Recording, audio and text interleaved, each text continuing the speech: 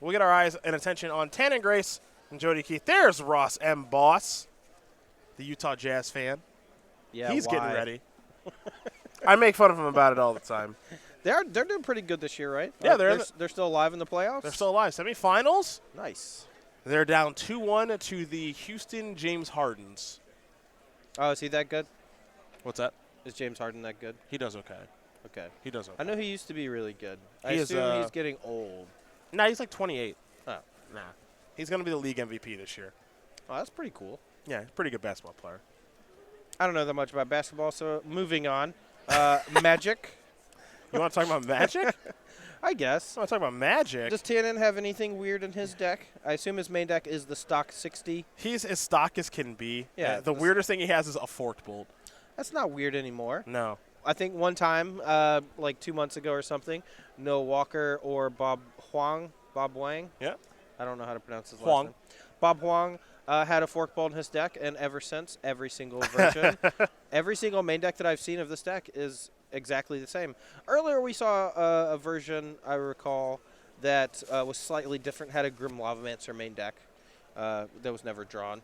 But, you know, who cares? It's Grixis Delver. Yeah, people keep it pretty stock, honestly. It doesn't change too much.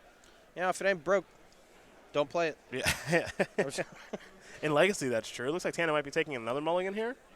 Good. Might be falling down to 5 cards.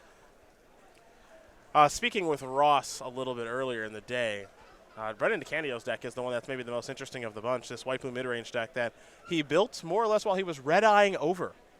Nice. Okay. That's kind of cool. That's my kind of deck building right there. Got here in Baltimore around 5 or 6 a.m., sent them some Facebook messages. They went back and forth a little bit. They said, how the heck do you crew Heart of Kirin, dude? Planeswalkers, thank you. The second ability. He has like 10 Planeswalkers in his deck. He's got quite a few to work with. You know, History of Benalia, after it makes the second token, can crew it. There you go. That's it. Yeah. That's yeah. it. Tap my Lyra Dawnbringer, thank you. In for 4, your turn. Very much. Heart of Kirin, it's a little difficult sometimes, but. Yeah, I mean, it did some work, you know, when we had them on camera earlier. Yeah, we played against Kevin Jones. It was good. Yeah. Yeah. I will say I think Elves is hugely favored against Green-White Company. Maybe we'll get a chance to see that match if Tannen Grace mulligans to Oblivion. Yeah, that's gonna be tough for Stevens, I think. I mean, he has 4 Path to Exile, right? And after sideboard, he might have a few things like Oust or other cheap removal. Journey to Nowhere sometimes shows up, But for the most part, Ross is just going to play a bunch of creatures that all do the same thing. If he ever gets an Azuri Renegade Leader in play, the game is basically over. That's pretty much how it works. See Ross Merriam, Brendan DeCandio, Todd Stevens, Collins Mullen, all players you can read on StartsTheGames.com. Sure they'll have a lot to say about this particular weekend, this coming week. As we're gearing up for... Hey, I write for that website. I guess that's true. Yeah, I guess I'll have true. a lot to say, too. Good. We're gearing up for SCG Louisville in a couple weeks, into SCG Minneapolis, into SCG Con. We'll be here before you know it. Only about 4 or 5 weeks away. It's kind of crazy. Isn't there something cool happening at SCG Con? There's a lot of cool stuff happening there. But there's one particular thing at SCG Con that's cool. Is there? Yeah. Which one of the 9 or 10 things that we're doing? Is it the cosplay contest? Is it the No Bandless Modern Open? No, Is it the 2-day vintage? Those are cool, yeah. Is it the 2-day vintage Power 9 tournament? No, it's me doing commentary. Oh, again. okay, got it. As long as I don't get fired. Yeah, got it. I like to joke with Cedric a lot about me just getting canned. I'm fairly aggressive on the internet. I hadn't noticed. Say things here and there probably shouldn't have said. Happens. That's all right. There's a delete button. Oh, yeah. That's all right. You're familiar. Firmly exercised. Yeah. You get to like a trash can emoji. Yeah. Yeah, that's usually the decks I play. Yeah. The trash can That's emoji. true. All right. Come on, Mulligans. See if Tannen's going to keep now. Well, all right. Team Grace, Merriam, DeCandio seems like they are mulliganing quite a bit. Tannen won the die roll, though. It's okay. And he'll start things off with a Underground C. This is a Thought Seize. Man, he's on like 4 cards. This is not the match I wanted for Turbo Depths. I wanted a lot of interaction. Hey, you asked for this. You got it. Well, you can't take it back now. Firmly punished. Understood. I got a daze here. All right. Got me. Tannen will play the Underground Sea again. Jody Keith's deck particularly good in this matchup because it has 4 copies of Pithy Needle for Wasteland, and that's one of the main ways that a Delver deck can interact with. Oof. Oh, wow. Spell Pierce on crop rotation. Okay. Ooh. I think he was just going to go for a Wasteland there because Tannen was on so few cards. That was a little bit greedy. I kind of like it. I'm curious if he was going to go for Dark Depths and cast Vampire Hexmage. I don't know what he was going to do. Oh, no, you're right. That's that was an option. I don't know if he has Hexmage in his hand. Yeah. No, he probably was doing that. And now he's going to Wasteland him. Okay. All right. We might have a game. Back over to Jody. I guess Jody, it looks like he has a Bayou in hand, but that Urborg allows for some really degenerate draws out of this Turbo Depths deck, just because it allows Dark Depths to tap for black mana. So, you can play a turn 2 Vampire Hexmage with a Dark Depths in play without having to have some sort of other mana accelerator. There's Hexmage. Daze. All right. Got him. Tannen's hand right now, 2 Force of Wills, and now there's a Ponder. Tannen needs to find a clock. A clock and another Wasteland, hopefully. Yeah.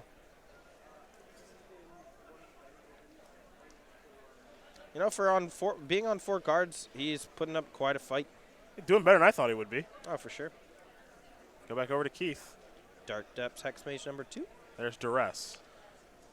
Yeah, all of these discard spells from Jody's deck, he has 4 copies of both Duress and Thoughtseize. Sometimes it plays a lot like a Storm deck, where you just try to take the very small pieces of interaction that your opponent might have for your deck. And then, once the coast is clear, you go for a Vampire Hexmage, make a 20/20, or just use Thespian Stage.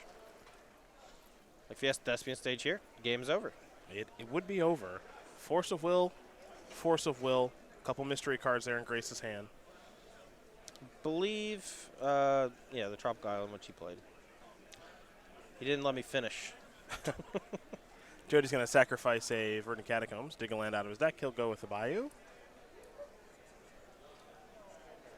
He might be icing down the Dark Depths, perhaps. I love it. I love it when they do that. Manual mode.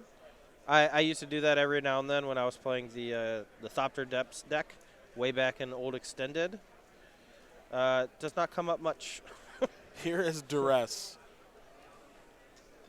Looking to clear a path here for something. There goes Force of Will. He's got him on like a 10-turn clock. He's coming. Force of Will, Young Pyromancer. That's the hand there for Tannen Grace. This is Vampire Hexmage. We're done! Yeah, the end. We're done. Jody Keith going to win game number 1 here over Tannen Grace. Turbo Depths, not so turbo-y, but very depthsy. Wins game number 1 over Grixis Delver. Look, don't celebrate too fast. Mold to 4. Just going to point that out. Noted. Jody did get a little aggressive with crop rotation. Crop rotation is kind of dangerous to cast against Delver, because you lose the land as an additional cost. The upside there was that if Jody did have the Vampire Hexmage, he was going to be able to make a turn 2 20/20. And when your opponent's on 4 cards, sometimes you just got to go for it. Yeah. He was never in any real danger. Tannen never had any pressure on him. So there are arguments that you should wait. Hit your opponent with a few more discard spells. But every Wasteland is another challenge you have to jump through unless you draw a Pithy Needle. It looks like Todd Stevens was able to win game number 1 over Ross Merriam. So Green Company up a game over Elves. Mullen and DeCandio, they're still playing out their first game. So hopefully when we come back from this break, we'll learn more. See you in a bit. Back, Cedric Phillips, Todd Anderson here in the booth, getting ready to watch Tannen Grace, Jody Keith play game number 2 is Grace with his Grixis Delver deck, pardon me. Had quite a few mulligans in game number 1, and Jody Keith with his Turbo Depths deck made it look easy. We start with Tannen and his sideboard of 3 Cabal Therapy, 2 Pyroblast, 2 Surgical Extraction, an Ancient Grudge, and a Braid. Dead Gone, Dread of Night, Diabolic Edict, Pithing Needle, Marsh Casualties, Flusterstorm. Looks like he's got some pretty good cards over there, Todd. First, let me say, hubba hubba. Tannen Grace is a handsome man. Secondly, this matchup is... the counterspells are reasonably important. I think they are better than something like Cabal Therapy. It's rare that if you're playing against a discard deck that you would want discard spells of your own, because you're trying, they're trying to strip you of your interactive things, and you should not be trying to strip them of their combo pieces, for example. Sure. You want to try to apply pressure, have your, things in the deck that kind of take away their consistency. Like your Days of Spell Pierce should be targeting things like Sylvan Scrying, Crop Rotation. So I don't really like Cabal Therapy. Will Cruz, my teammate, tried to bring it in multiple times, even though I suggested not. But, he's got a mind of his own. Just let him have it. He'll do his own thing. As for the rest of the sideboard, Surgical Extraction would normally be pretty good in these types of matchups because of Life from the Loam, but Jody's deck is not a Life from the Loam deck, so Surgical Extraction not very good. You can make an argument that a Wasteland plus Surgical Extraction on Thespian Stage or something would be very good, but Jody has the backup plan of just using Deathrite Shaman and Dark Confidant, along with stuff like Abrupt Decay, and he could actually just win games normally. Yeah, that's true. That's true. The rest of the sideboard, I think Ancient Grudge is okay, if only for the 4 Pithing Needles. Abrade, similar thing. Dead Gone is a newer card we haven't seen too much of. We did see a main deck one earlier in the day out of a Grixis Delver deck. I think that's going to come in just because the back half can bounce a Dark Depths token. But on top of that, the dead part that deals 2 damage to a creature might actually be good against these Dark Confidants and Deathrite Shamans. We'll go over to Jody's side here now. 2 Bitter Blossom, 2 Cabal Therapy, 2 Surgical Extraction, 2 Tarmogoyf, Dread of Night, Crows and Grip, Grafdigger's Cage, Caracas, Maze of Ith, Marsh Casualties, and the very powerful Sorceress Spyglass against Grixis Delver. What do we like? Honestly, I have no idea. I haven't played with this Turbo Depths deck very much. I don't think you want to keep Crop Rotation in your deck just because of the downside of it getting encountered, but clearly Jody disagrees. So the upside is so high, though. Yeah, I mean, you have a lot of options out of Jody's sideboard. I mean, you have the option to play more discard spells with Cabal Therapy, but that's mainly you want to bring those in against combo decks like Storm. Here he's opted to bring in Bitter Blossom, which I think is a fine permanent.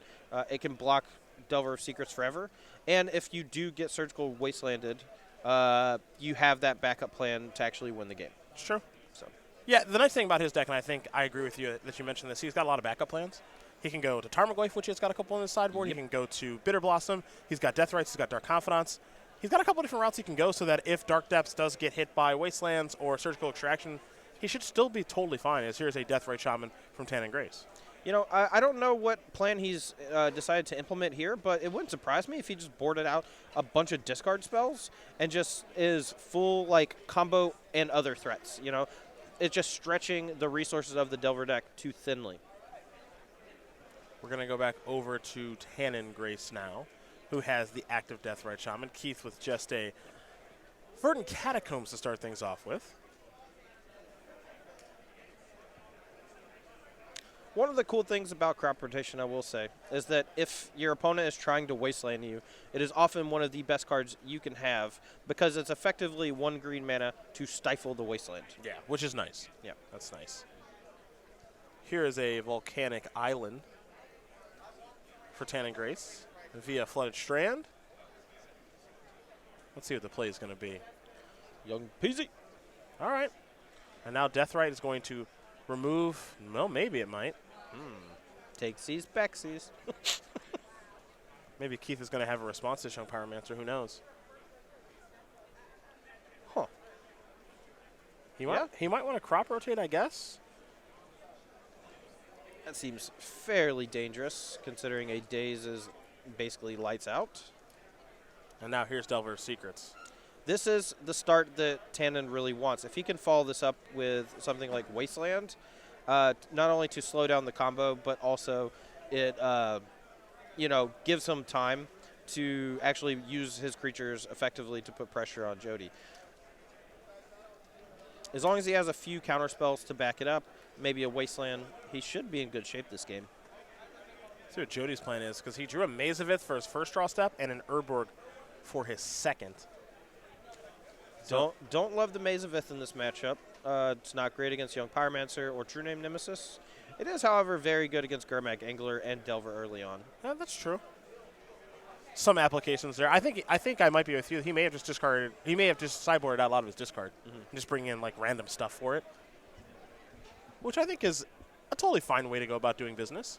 Yeah, but your backup creature plan is not very good against a Delver opponent with a creature-heavy draw like this. Their creatures are generally better than yours. They can certainly deploy them faster. Yes. That's for sure. Yeah. I mean, it's not like Jody doesn't have his own Deathrite Shamans. He just hasn't drawn them. There's a Bayou.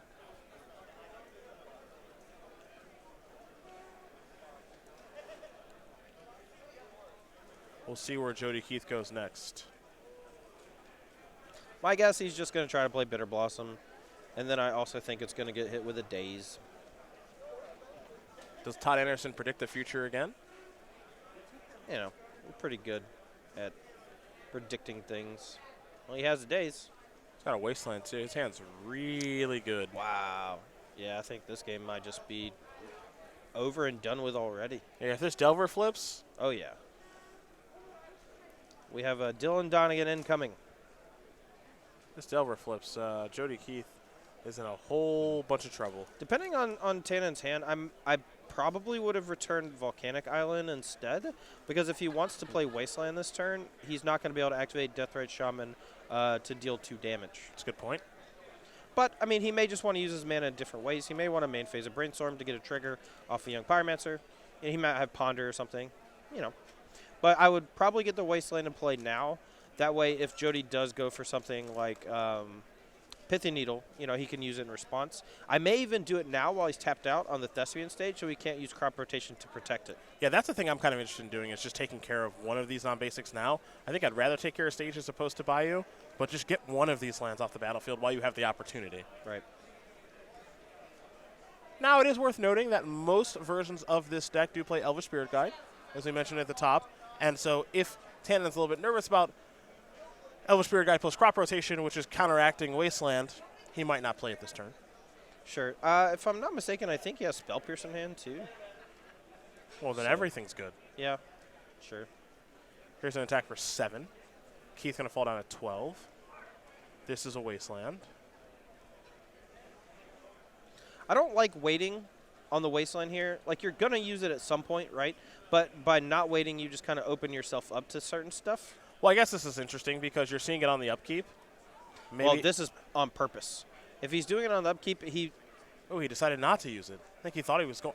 I think he wanted to Spell Pierce the Crop Rotation. He wanted to get both of them right then. Mm-hmm. And that's something with a deck like Delver that you can do on occasion is, you know, kind of walk your opponent into the stuff you want. Like the safe play, main phase Wasteland. You know, get rid of it while you can't Crop Rotation. If you upkeep it, you walk the Crop Rotation into your Spell Pierce. Yep. Now if Jody plays a third land, though, he can pay for the Spell Pierce, and that might be problematic. Got it. We got an update on the bottom part of our scoreboard. Collins Mullen does win game number 1 over Brendan DeCandio. White-Black Aggro up a game here over White-Blue mid-range. That White-Black Aggro deck performing very well this weekend.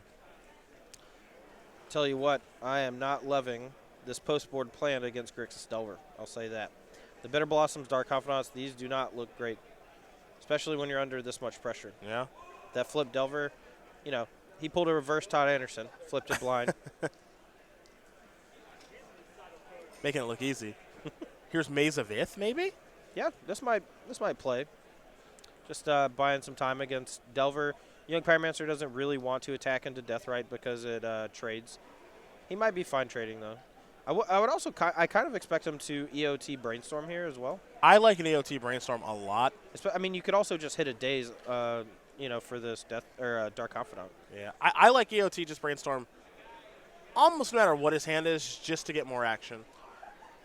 This is also another reason why I think using the main phase Wasteland might have been correct, because it just restricts his overall amount of mana. He was able to play 2 spells this turn. Sure.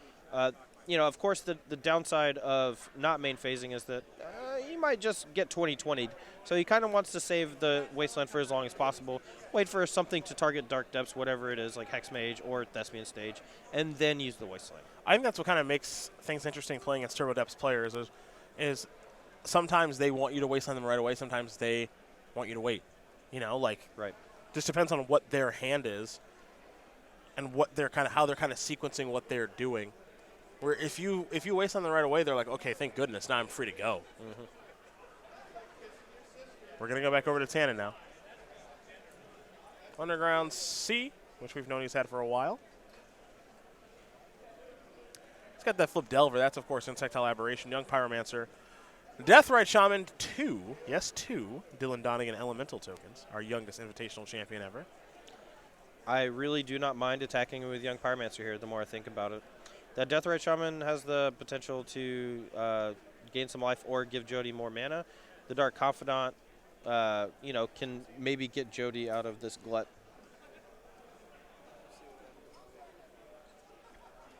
I don't like attacking with the tokens and the Young Pyromancer. Tokens are just a free block. One of them At least is. one of them Yeah, is, yeah. for sure. If you attack with both tokens and the Pyromancer, that gives Jody a lot of incentive to trade Dark Confidant for Pyromancer and eat a token. Sure. And you effectively only get him 1 damage, but you trade token Young Pyromancer for Dark Confidant, which is not that bad. Well, there's your attack for 3. Keith's going to fall down to 9. Grace at 17. And now there's Wasteland on Thespian stage. Makes you wonder, was it right? Could be. Not sure. Well, how about that? Thespian stage to Dark Confidant. He could play Thespian stage or Dark Depths and use crop rotation to get the other piece to make a 20/20. Uh-huh. The problem is that I believe Tannen has a Delver of Secrets and a Force of Will in hand. I believe. Well, he better. I'll say that much. Here's Maze of Ith, so maybe Jody going to slow roll it a little bit here.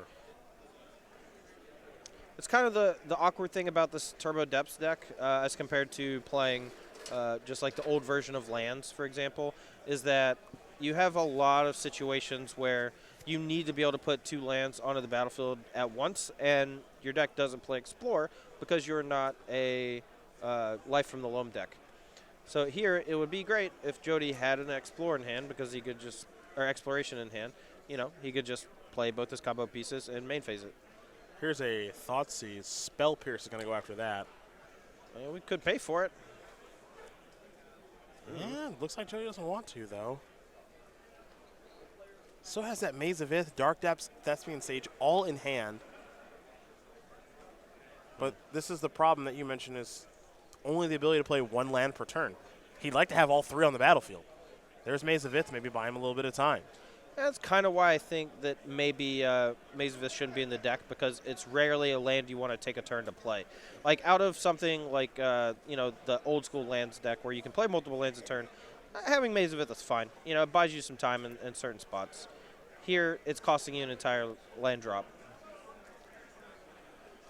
We'll head back over to Grace. He'll draw.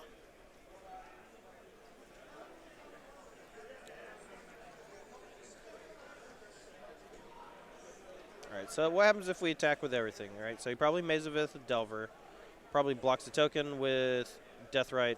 Bob probably blocks Pyromancer. He takes 2 down to 5.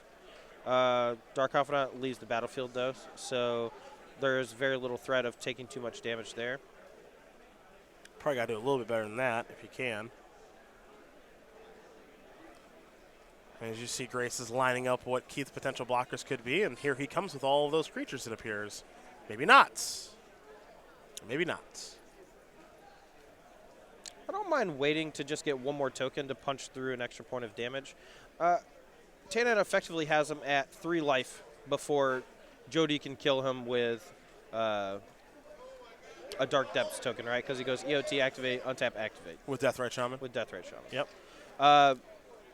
Now there's a little bit of a gum in the works, though, because the opposing Deathrite Shaman can effectively cancel out the first one. So this might actually be pretty tough to navigate through.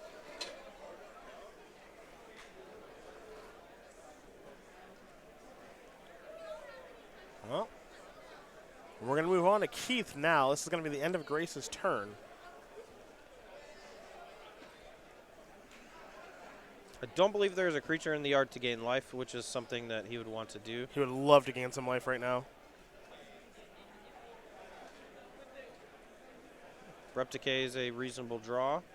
If he's trying to play this longer game, he has Maze of Ith to lock down Delver of Secrets. Repticate can take care of Young Pyromancer. And Deathrite Shaman's kind of bouncing off each other if he wants him to.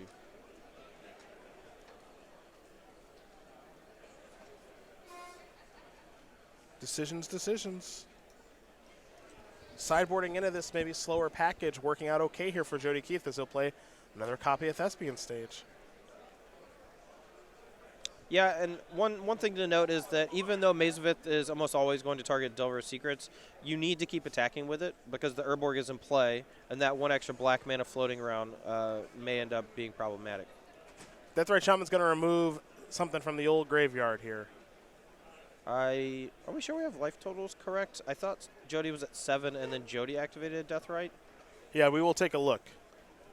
I mean, we may have just had life totals slightly wrong.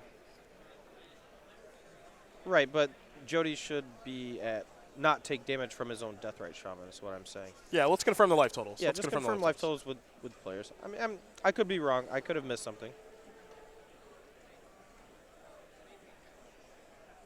So during Jody's end of turn, okay. So during Jody's end of turn, Tannen went for a Deathrite Shaman activation. In response, Jody ate the same card, so that Jody's resolved and Tannen's did not. That leaves Jody at a healthier 5 life. Dark Confidant is what dealt him 2 damage. That's what it was. My apologies. Sure.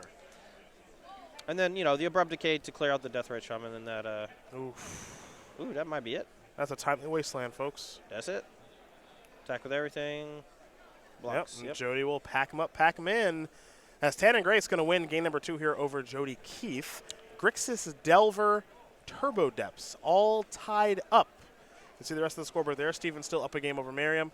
Mullen up a game over DeCandio. We'll watch game 3 of this in just a sec. We get ready here for game number 3 between Grace and Keith.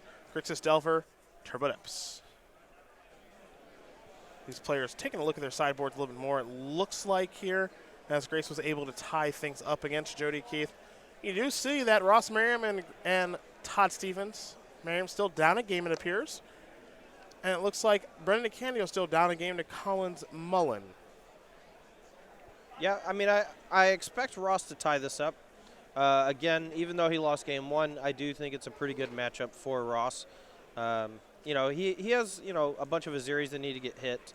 But at the same time, if Todd doesn't have one of his 4 Path Exiles or maybe some of his sideboard removal, a single Azuri ends the game on the spot. Well, I will say this, the longer the game goes, the better it is for Todd Stevens, you have to imagine. Oh, so for sure. If they are deep into a game number 2, I imagine Todd Stevens' positioning is probably okay. No, you're probably right, so maybe I'm just wrong.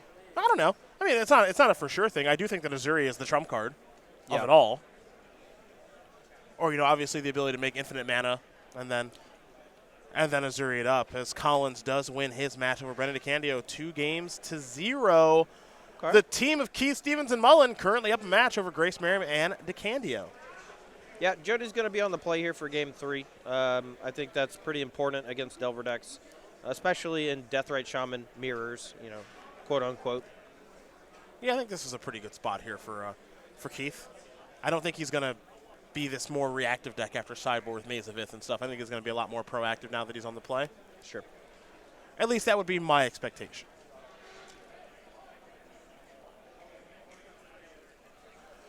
No, I'm actually kind of scared for Ross now. Now that you made a very good point. Also, Ross has that look on his face like he just got Price of Progress for 6. Yeah, I've seen that look. Yeah, a timer 20. He's thinking, and he's in trouble. Elves isn't the best long game deck. Yeah, I guess so. You do need to kind of close out quickly. Well, I've always seen that when Todd Stevens has kind of got his ball rolling with that Green-White Company deck with Trackers and Coursers and Light of Reliquaries, it's tough. For sure. It is tough to beat. One of Stevens' main forms of attack, though, is ghost quartering all of your opponent's lands. Yep. But Elves, even though if it loses all of its lands, it has a ton of mana-producing creatures. So I could see a world where he goes for that plan and it doesn't actually do much. You see Grace and Keith, they are definitely interested in what's going on in the middle. I think we should try to jump down to that middle match if we can, actually. Yeah, I'm done with this depth thing. Their eyes are on that one. So we can maybe get a little live look in to see. Yep, I knew it. I knew it. I knew Todd Stevens was up to no good. Dude, I hope this is one Elvish Mystic attacking for infinity. Well, I think that Ross has... He's got Vizier and Devoted Druid. Yeah, he has infinite mana and Azuri. I'm pretty sure this Elvish Mystic is attacking for infinity. Or maybe not. Honestly, I don't know. I feel like infinite mana plus Azuri. I guess I don't know what turn it is. There's a Path to Exile up in there. Everyone was so curious. I had to be curious, too. It feels like if Stevens is thinking about cracking the canopy, that it's his main phase, you know. Or it's like EOT and he's thinking about cracking or casting Coco.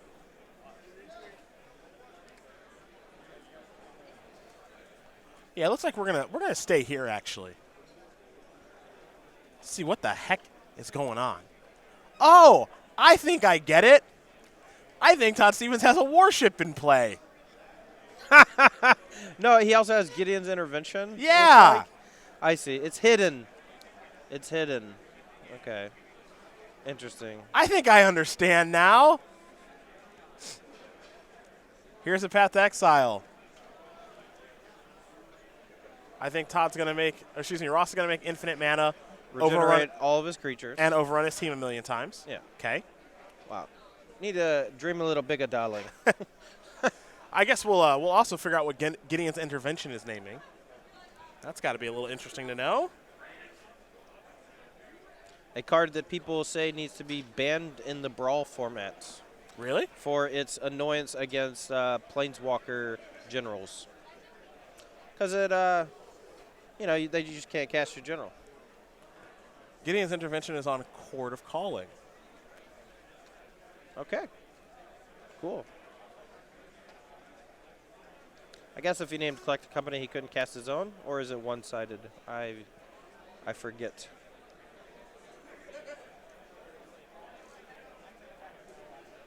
Worship is awesome, though. I mean, I guess Ross probably has like a couple of hits, like a couple of Reclamation Sages or something. Well, we can take a look, Skipoo. Yeah. Well, I don't know if they're even in his deck, though. He may just be dead.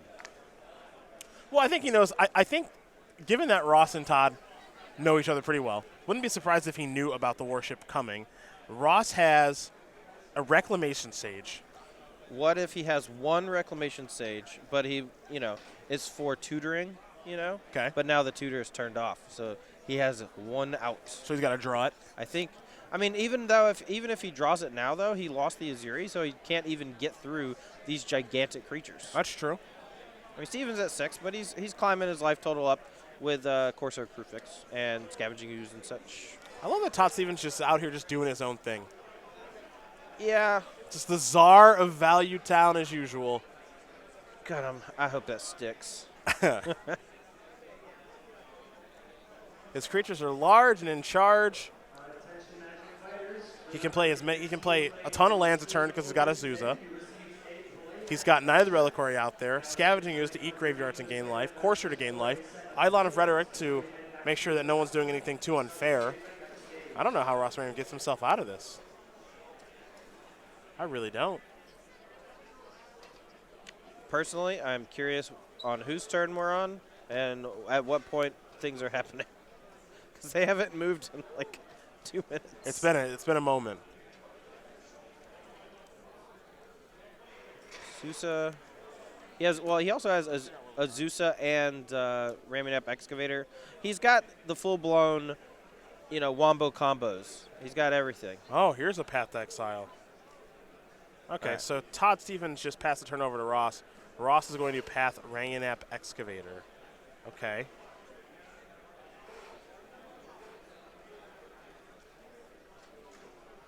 Todd Stevens may or may not search. And it looks like he will search. Or just shuffle. Has none left. Here's Ghost Quarter. Maybe.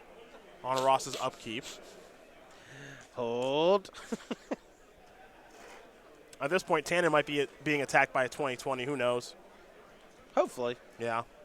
Maybe we'll cut over just in time to see the Jared Thompson token enter the battlefield. Yeah. That's all I really wanted, to see my good buddy Jerry on camera. The long con. All right, top card there is a Voice of Resurgence. All right. Sure. That's just the thing that's going on. Merriam will draw.